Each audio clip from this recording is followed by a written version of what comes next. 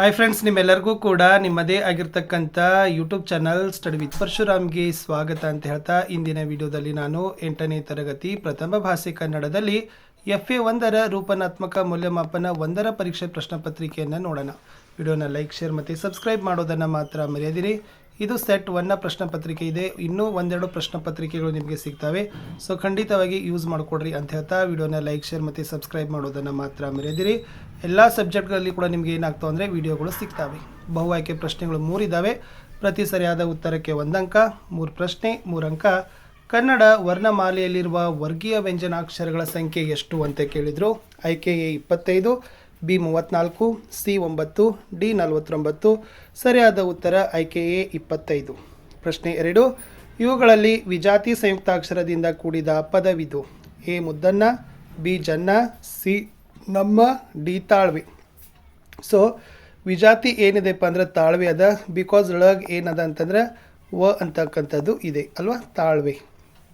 ಇನ್ನು 6 ಸಾಲಿನ ಪದ್ಯವನ್ನು ಹೀಗೆನ್ನುವರು ಅಂತ ಕೇಳಿದರು.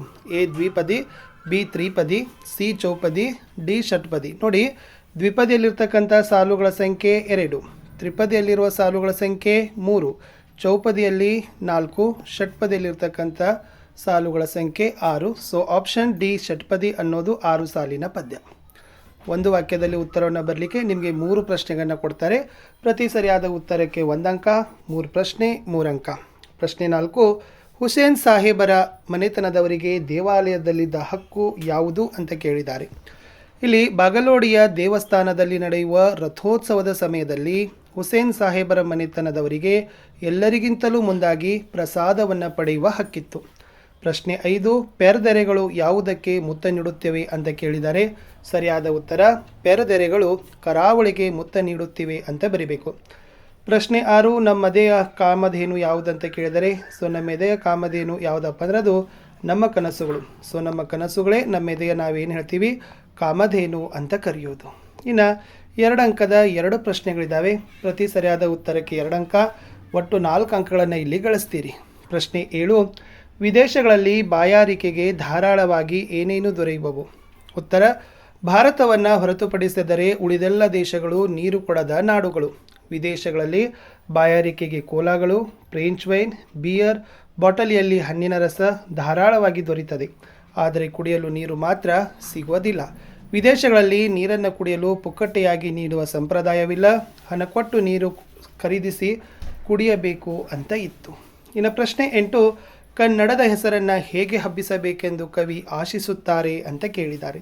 ಇಲ್ಲಿ ಸಂಕೋಚ ಸ್ವಭಾವದ ಕಸ್ತೂರಿ ಮೃಗ ತನ್ನ ಅಂತರಂಗದ ಕಂಪನ್ನು ಅರಿಯದೆ ಹೊರಗೆ ಕನ್ನಡಿಗರು ತಮ್ಮ ನುಡಿಯ ಸೊಗಸನ್ನು ಅರಿಯದೆ ಅನ್ಯ ಭಾಷೆಗೆ ಮನಸೋಲುತ್ತಿರುವರು ಸಂಕೋಚವನ್ನು ಬಿಟ್ಟು ಕನ್ನಡದ ಕಸ್ತೂರಿ ಕಂಪನ್ನು ಹೊಸ ಹೊಸ ಸಂಶೋಧನೆಗಳಿಂದ ಶ್ರೀಮಂತಗೊಳಿಸಬೇಕು. ಕನ್ನಡ ನುಡಿಗೆ ನವಶಕ್ತಿಯನ್ನು ತುಂಬಿ ಸಂತೋಷದ ಸುದ್ದಿಯನ್ನು ಹರಡುವುದರ ಮೂಲಕ ಕನ್ನಡದ ಹೆಸರನ್ನು ಜಗದಲ್ಲಿ ಹಬ್ಬಿಸಬೇಕೆಂದು ಕವಿಗಳು ಆಶಿಸ್ತಾರೆ ಅಂತ ಬರೆದ್ರೆ ಸಾಕು. ಇನ್ನು ಕವಿ ಕೃತಿ ಪರಿಚಯ, ನೇಮಿಚಂದ್ರ. ಇಲ್ಲಿ 2 ಅಂಕ ಇರ್ತದೆ. ಸ್ಥಳ, ಕಾಲ, ಕೃತಿ ಮತ್ತು ಪ್ರಶಸ್ತಿಗಳನ್ನು ವಾಕ್ಯ ರೂಪದಲ್ಲಿ ಬರೀಬೇಕು. ಎಸ್, ಶ್ರೀಮತಿ ನೇಮಿಚಂದ್ರ ಅವರ ಕಾಲ ಕ್ರಿಸ್ತಶಕ 1959. ಇವರು ಚಿತ್ರದುರ್ಗದಲ್ಲಿ ಜನಿಸಿದರು. ಇವರು ಬದುಕು ಬದಲಿಸಬಹುದು, ಪೆರುವಿನ ಕಣಿವೆಯಲ್ಲಿ, ಒಂದು ಕನಸಿನ ಪಯಣ, ನಮ್ಮ ಕನಸುಗಳಲ್ಲಿ ನೀವಿದ್ದೀರಿ, ಯಾದ ವಶೆ ಮೊದಲಾದ ಕೃತಿಗಳನ್ನು ರಚಿಸಿದ್ದಾರೆ. ಶ್ರೀಯುತರಿಗೆ ಕರ್ನಾಟಕ ಸಾಹಿತ್ಯ ಅಕಾಡೆಮಿ ಪ್ರಶಸ್ತಿ, ನೃಪತುಂಗ ಪ್ರಶಸ್ತಿ, ಅತ್ತಿಮಬ್ಬೆ ಪ್ರಶಸ್ತಿಗಳು ಮೊದಲಾದ ಪ್ರಶಸ್ತಿಗಳನ್ನು ನೀಡಿ ಗೌರವಿಸಲಾಗಿದೆ ಅಂತ ಬರೆದ್ರೆ ಸಾಕು. ಇನ್ನು ಗಾದೆ ಮಾತನ್ನು ವಿಸ್ತರಿಸಿ ಬರೀಬೇಕು. 2 ಇದ್ದಾವೆ. ಕಟ್ಟುವುದು ಕಠಿಣ, ಕೆಡಿಸುವುದು ಸುಲಭ, ಅಥವಾ ಚಿಂತೆಯೇ ಮುಪ್ಪು, ಸಂತೋಷವೇ ಯೌವನ ಅಂತ ಇದೆ. ಸೊ ಇಲ್ಲಿ ನೀವೇನು ಮಾಡಬೇಕು, ಆ ಗಾದೆಯನ್ನು ಹೊಂದಿರತಕ್ಕಂಥ ಅರ್ಥವನ್ನು ನೀವೇನು ಮಾಡಬೇಕು, ಒಂದು 5-6 ಸಾಲುಗಳಲ್ಲಿ ಬರೆದರೂ ಕೂಡ ನಿಮಗೆ ಅಂಕಗಳನ್ನು ಕೊಡ್ತಾರೆ. ಸೊ ಫಸ್ಟ್, ವೇದ ಸುಳ್ಳಾದರೂ ಗಾದೆ ಸುಳ್ಳಾಗದು.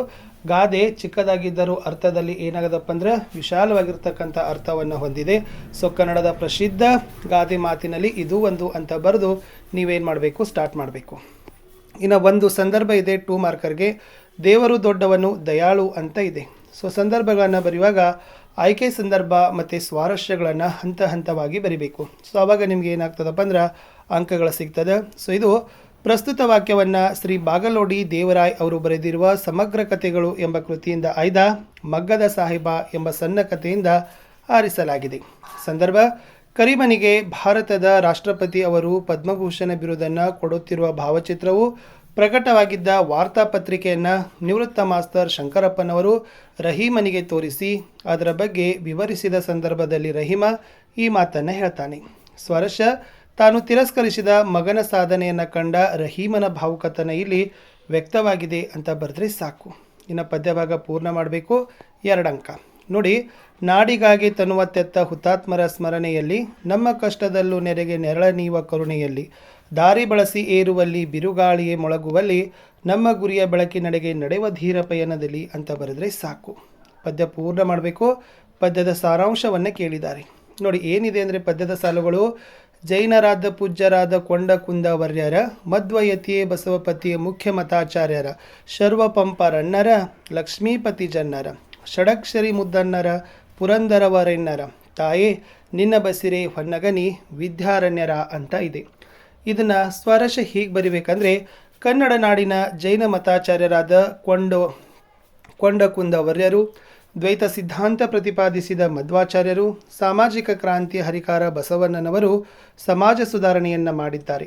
ಕನ್ನಡ ನಾಡಿನ ಆದಿ ಮಹಾಕವಿ ಪಂಪ, ಕವಿ ಚಕ್ರವರ್ತಿ ರನ್ನ, ಕವಿ ಚೂತವನ ಚೈತ್ರನಾದ ಲಕ್ಷ್ಮೀಶ, ಕವಿರತ್ನ ಜನ್ನ, ಷಡಕ್ಷರಿ ಮುದ್ದನ್ನ ಮೊದಲಾದವರು ಮಹಾಕಾವ್ಯಗಳನ್ನೇ ರಚಿಸಿದ್ದಾರೆ. ದಾಸಶ್ರೇಷ್ಠರಾದ ಪುರಂದರ ದಾಸರು, ವಿದ್ಯಾರಣ್ಯ ಮಹರ್ಷಿಗಳು ಮೊದಲಾದವರು ಭಕ್ತಿ ಪ್ರಧಾನವಾದ ಕೀರ್ತನೆಗಳನ್ನು ರಚಿಸಿದ್ದಾರೆ. ಹೀಗೆ ಕನ್ನಡದ ಈ ಶ್ರೇಷ್ಠ ಕವಿಗಳು ಕನ್ನಡ ತಾಯಿಯ ಬಸಿರ ಹೊನ್ನಗನಿಯಾಗಿದ್ದಾರೆ ಅಂತ ಬರೆದ್ರೆ ಸಾಕು. ಇಷ್ಟು 8ನೇ ತರಗತಿಯ FA1 ಪರೀಕ್ಷೆಯ ಮೊದಲ ಸೆಟ್ನ ಪ್ರಶ್ನೆ ಪತ್ರಿಕೆ ಇತ್ತು. ಇನ್ನೊಂದು ಸೆಟ್ ಪ್ರಶ್ನೆ ಪತ್ರಿಕೆ ಬರ್ತದೆ. ನಾವು ಆಲ್ರೆಡಿ ನಿಮ್ಮ ಎಲ್ಲ ವಿಷಯಗಳಲ್ಲಿ ಕನ್ನಡ ಆಗಿರ್ಬೋದು, ಇಂಗ್ಲೀಷ್ ಆಗಿರ್ಬೋದು, ಹಿಂದಿ ಆಗಿರ್ಬೋದು, ಆಮೇಲೆ SS, ಸೈನ್ಸ್ ಮತ್ತು ಮ್ಯಾಥ್ಸ್ ಇವೆಲ್ಲವುಗಳಿಗೆ LBAಗಳನ್ನು ಹಾಕ್ತಾ ಇದ್ದೀವಿ. ಮತ್ತು ಪಾಠದ ಅಭ್ಯಾಸ ಪ್ರಶ್ನೆಗಳನ್ನು ಕೂಡ ನಾವು ನಿಮಗೆ ಪೋಸ್ಟ್ ಮಾಡ್ತಾ ಇದ್ದೀವಿ. ಇದರ ಮುಖ್ಯ ಉದ್ದೇಶ ಏನಂತಂದರೆ, ನೀವು ಇನ್ನೂ ಹೆಚ್ಚು ವಿಡಿಯೋಗಳನ್ನು ನೋಡಬೇಕು, ಆಮೇಲೆ ಎಲ್ಲ ನಿಮ್ಮ ಸ್ಟಡಿಗೆ ಹೆಲ್ಪ್ ಆಗಬೇಕು ಅಂತಕ್ಕಂಥದ್ದು. ನಮ್ಮದೇ ಒಂದು ವಾಟ್ಸಪ್ ಚಾನಲು ಮತ್ತು ಟೆಲಿಗ್ರಾಮ್ ಗ್ರೂಪನ್ನು ಲಿಂಕ್ ಇದೆ. ಆ ಲಿಂಕನ್ನು ನಾನು ವಿಡಿಯೋದ ಡಿಸ್ಕ್ರಿಪ್ಷನ್ ಬಾಕ್ಸ್ನಲ್ಲಿ ನಿಮಗೆ ಕೊಡ್ತೀನಿ. ಓಕೆನಾ? ನೀವು ಅವುಗಳಿಗೆ ಬಂದು ಜಾಯ್ನ್ ಆಗೋದ್ರಿಂದ ಖಂಡಿತವಾಗಿ ನೀವು ಇನ್ನೂ ಹೆಚ್ಚಿನ ವಿಡಿಯೋ ನೀವು ಫಸ್ಟಾಗಿ ನೋಡ್ತೀರಿ ಅಂತ ಹೇಳ್ತಾ, ಇದು ಫಸ್ಟ್ ಸೆಟ್ ಇದೆ.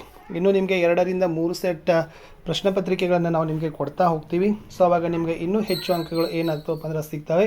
ಮತ್ತು ನಿಮಗೂ ಕೂಡ ಗೊತ್ತಾಗ್ತದೆ ಯಾವ ಪಾಠದಿಂದ ಯಾವ ಪ್ರಶ್ನೆಗಳು ಚೆನ್ನಾಗಿ ರಿಪೀಟ್ ಮಾಡ್ತಾ ಇದ್ದಾರೆ, ಕೇಳ್ತಾ ಇದ್ದಾರೆ ಅಂತಕ್ಕಂಥದ್ದು. ಓಕೆನಾ? ಇಷ್ಟಿತ್ತು ಅಂತ ಹೇಳ್ತಾ ಇಲ್ಲಿಯವರೆಗೆ ವಿಡಿಯೋ ವಾಚ್ ಮಾಡಿದ್ದಕ್ಕೆ ಧನ್ಯವಾದಗಳು.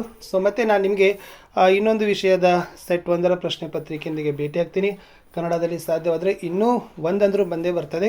ಇನ್ನೂ 3ನೇದು ಸೆಟ್ ಕೂಡ ಕೊಡಲಿಕ್ಕೆ ಪ್ರಯತ್ನವನ್ನು ಪಡ್ತೀನಿ. ಬಾಯ್.